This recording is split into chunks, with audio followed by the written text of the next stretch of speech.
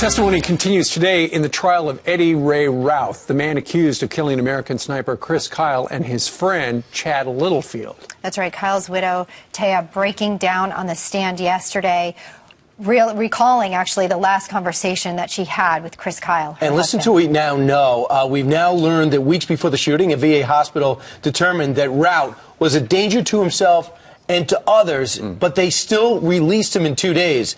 So will the insanity defense work? He was labeled as schizophrenic, as well as suffering with PTSD. All right, Peter Johnson Jr. has been watching. Peter, what do you think? Yeah, well, this is kind of a case where heroism, a great American hero, and a national scandal, the VA doing too little for too many veterans, comes together in a very dramatic way. And so the insanity defense in the state of Texas is being tested. In this case, the defense says he was psychotic, that he had a break, that he was delusional, that he was hearing things, that he told his girlfriend things the night before. The same girlfriend that he had a conflict with weeks before, the same girlfriend that was involved in his hospitalization, and the same kind of activity that his mother said he belonged in a hospital and should not be removed because doctors there said that he was a serious threat of causing injury to others. So they label him a serious threat. They transfer him to the VA Medical Center, released in 2 days over the mom's objections, but she still picked up the phone and said, hey, Chris,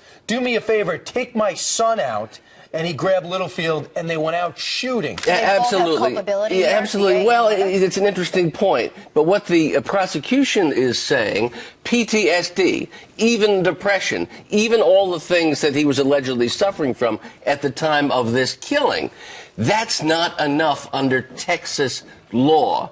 That he knew right from wrong. And that's the standard under Texas law, the so-called McNaughton rule, that you know the difference between right and wrong. But the most important testimony may be, and I'm not a juror on this case, but it struck me in a very dramatic way, the text that was sent by both of the victims in this case. Let's take a look at those texts. And Chris Kyle basically says that, well, he's straight up nuts. Straight up nuts.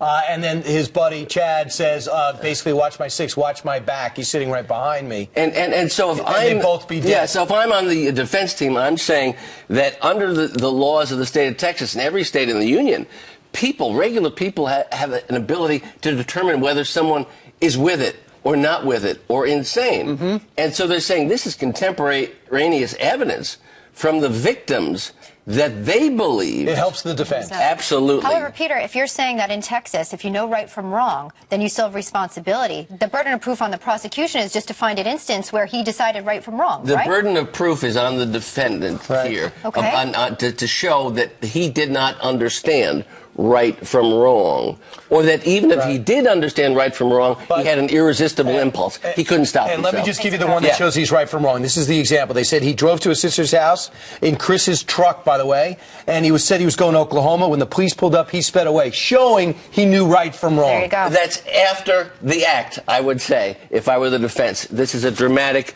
sad, horrible case. No winners. No winners. All right, Peter Johnson Jr., thank you very much for the analysis nice to see after you. day one.